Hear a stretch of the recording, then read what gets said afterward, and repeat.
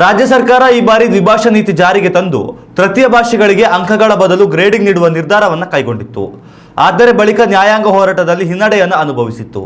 ಅದಾದ ಬಳಿಕ ಎಸ್ಎಸ್ಎಲ್ಸಿ ಫಲಿತಾಂಶ ಹೊರಬಿದ್ದು ಈ ಬಾರಿ ಐತಿಹಾಸಿಕ ರಿಸಲ್ಟ್ ಕೂಡ ದಾಖಲಾಯಿತು. ಆದರೆ ಈ ಎಲ್ಲದರ ನಡುವೆ ಕಳವಳಕಾರಿ ವಿಚಾರವೊಂದು ಹೊರಬಿದ್ದಿದೆ. ಈ ಬಾರಿಯ ಎಸ್ಎಸ್ಎಲ್ಸಿ ಪರೀಕ್ಷೆಯಲ್ಲಿ ಮಾತೃಭಾಷೆಯಲ್ಲಿಯೇ 10,000ಕ್ಕೂ ಅಧಿಕ ವಿದ್ಯಾರ್ಥಿಗಳು ಅನುತ್ತೀರ್ಣರಾಗಿದ್ದು ಆತಂಕಕಾರಿ ವಿಚಾರವಾಗಿದೆ. ವಿಜ್ಞಾನ, ಗಣಿತ ಅಥವಾ ಇಂಗ್ಲಿಷ್ನಂತಹ ಕಠಿಣ ವಿಷಯಗಳಿಗೆ ಹೋಲಿಕೆ ಮಾಡಿದರೆ ಪ್ರಥಮ ಭಾಷೆ ಕನ್ನಡದಲ್ಲಿಯೇ ಅತಿ ಹೆಚ್ಚು ವಿದ್ಯಾರ್ಥಿಗಳು ಫೇಲ್ ಆಗಿರುವುದು ಕರ್ನಾಟಕದ ಶೈಕ್ಷಣಿಕ ಇತಿಹಾಸದಲ್ಲೇ ಅತ್ಯಂತ ಕಳವಳಕಾರಿ ವಿಚಾರವಾಗಿದೆ.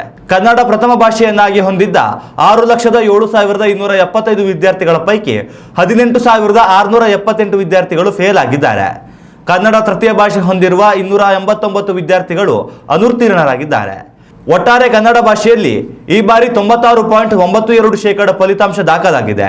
ತಮಿಳು ಮತ್ತು ತೆಲುಗು ಭಾಷೆಯನ್ನು ಪ್ರಥಮ ಭಾಷೆಯಾಗಿ ಆಯ್ದುಕೊಂಡವರು 100% ಫಲಿತಾಂಶ ದಾಖಲಿಸಿದ್ದಾರೆ. ಸಂಸ್ಕೃತದಲ್ಲಿ 99.99% ಮಕ್ಕಳು ಉತ್ತೀರ್ಣರಾಗಿದ್ದಾರೆ. ಇಂಗ್ಲಿಷ್ ಮತ್ತು ಉರ್ದು ಭಾಷೆಗಳಲ್ಲೂ ಕನ್ನಡಕ್ಕಿಂತ ಉತ್ತಮ ಫಲಿತಾಂಶ ಬಂದಿರುವುದು ವಿಶೇಷ. ಕರ್ನಾಟಕದ ನೆಲದಲ್ಲೇ ಇದ್ದು ನಿರಂತರವಾಗಿ ಕನ್ನಡ ಮಾತನಾಡುತ್ತಾ ಬೆಳೆದ ಮಕ್ಕಳು ಪರೀಕ್ಷೆಯಲ್ಲಿ ಫೇಲ್ ಆಗಿರುವುದು ಭಾಷಾ ಪ್ರೇಮಿಗಳಲ್ಲಿ ಆತಂಕ ಮೂಡಿಸಿದೆ.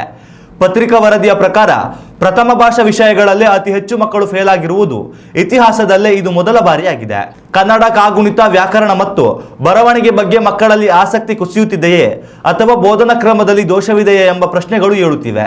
ಈ ಫಲಿತಾಂಶದ ಬಗ್ಗೆ ಪ್ರತಿಕ್ರಿಯಿಸಿರುವ ಪ್ರಾಥಮಿಕ ಮತ್ತು ಪ್ರೌಢ ಶಿಕ್ಷಣ ಸಚಿವ ಮಧು ಬಂಗಾರಪ್ಪ, ನಮ್ಮ ಭಾಷೆಯ ಬೋಧನೆ ಹಾಗೂ ಕಲಿಕೆಗೆ ನಾವು ಹೆಚ್ಚು ಆದ್ಯತೆ ನೀಡಬೇಕಿರುವುದು ಈ ಫಲಿತಾಂಶದಿಂದ ಸ್ಪಷ್ಟವಾಗಿದೆ.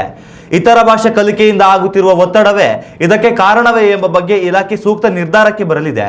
ಕನ್ನಡ ಭಾಷಾ ಫಲಿತಾಂಶ ಸುಧಾರಣೆಗೆ ಇನ್ನು ಮುಂದೆ ಹೆಚ್ಚಿನ ಗಮನ ಹರಿಸಲಾಗುವುದು ಎಂದು ಹೇಳಿದ್ದಾರೆ. ಉತ್ತಮ ಸಂಸ್ಕಾರಯುತ ಶಿಕ್ಷಣದೊಂದಿಗೆ VSS English medium CBSE school Udupi Muddur.